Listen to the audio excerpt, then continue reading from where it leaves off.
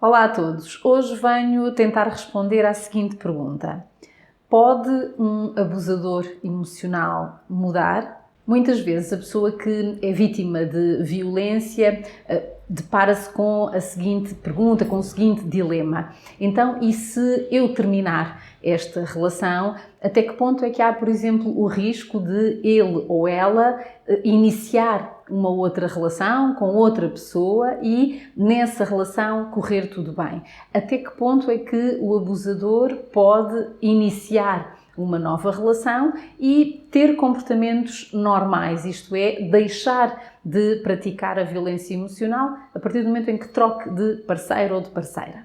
A resposta é relativamente simples. Sim, aquela pessoa pode dar início a uma nova relação e mudar efetivamente o seu comportamento, pelo menos numa fase inicial, o que não significa que aquela pessoa deixe de ser efetivamente um abusador, ou seja, não significa que aquela pessoa tenha mudado e que haja aqui sequer uma probabilidade elevada de a nova relação ser uma relação saudável. Pelo contrário, aquilo que a minha experiência me mostra é que estas pessoas são normalmente pessoas muito inseguras, são pessoas manipuladoras e que tenderão efetivamente aqui a apresentar, no fundo, uma máscara de maneira a conseguirem conquistar a outra pessoa. Na medida em que a outra pessoa esteja efetivamente conquistada, ou pelo menos o abusador se sinta seguro de que assim seja, então os comportamentos violentos podem voltar e aquela pessoa pode até ser mais agressiva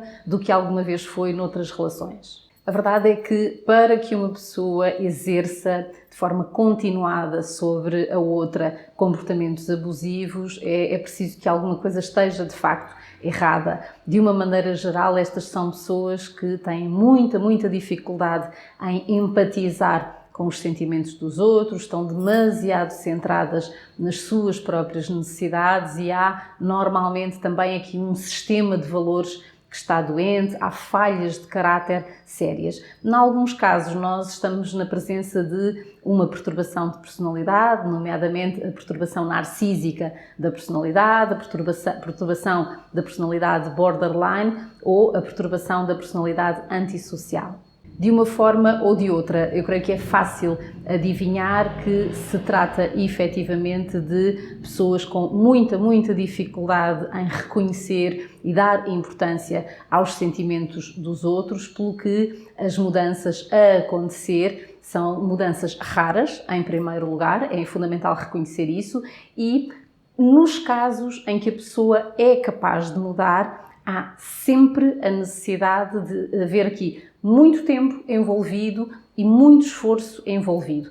Na prática, mudar dá trabalho e importa reconhecer quais são as condições, no fundo, necessárias para que essa mudança aconteça. Então, em primeiro lugar, é fundamental que a pessoa que pratica os abusos seja capaz de reconhecer os comportamentos abusivos como errados, ou seja, é fundamental que haja objetividade, é fundamental que a pessoa seja capaz de dar o nome certo a estes comportamentos, por oposição aqui a qualquer comportamento defensivo, a qualquer postura defensiva.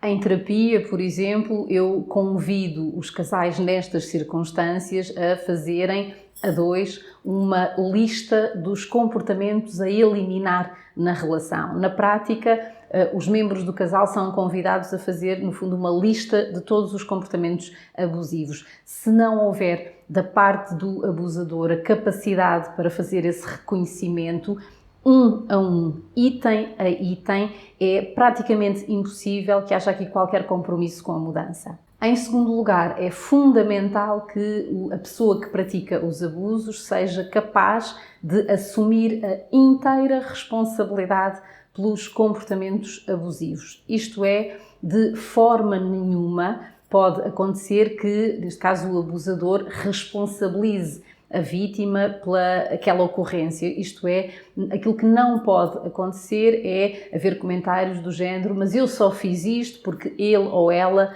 fez aquilo. Quando isto acontece, a pessoa não está verdadeiramente a assumir a responsabilidade pelos comportamentos que são errados, pelos comportamentos que importa eliminar, está tão só a justificar-se e, ao justificar-se, está indiretamente a validar aquela sua escolha. Em terceiro lugar, tem de haver a humildade para pedir desculpa.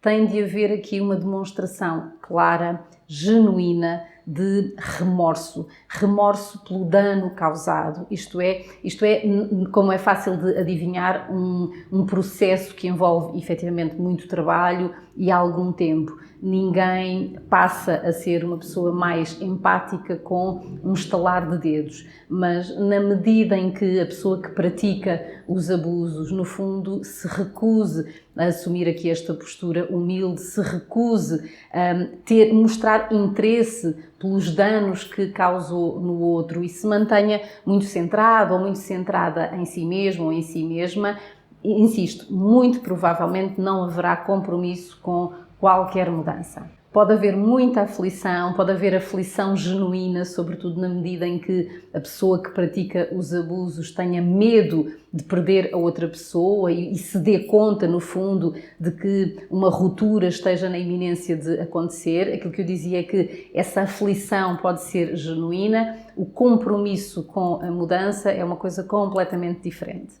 Em quarto lugar, tem de haver a disciplina. Disciplina para monitorizar o próprio comportamento. Isto é, a pessoa que pratica os abusos tem de estar efetivamente disponível para, ao longo do tempo e muito provavelmente ao longo de muito tempo, no fundo, conseguir prestar atenção. E prestar atenção inclui registar, por exemplo, por escrito, os episódios geradores de tensão, ser capaz de registar aquilo que, os próprios pensamentos, aquilo que disse ao outro, aquilo que fez à outra pessoa. No fundo, tem de haver este compromisso com um trabalho terapêutico que, como eu já disse aqui várias vezes, envolve muito tempo e envolve aqui um esforço prolongado ao longo do tempo.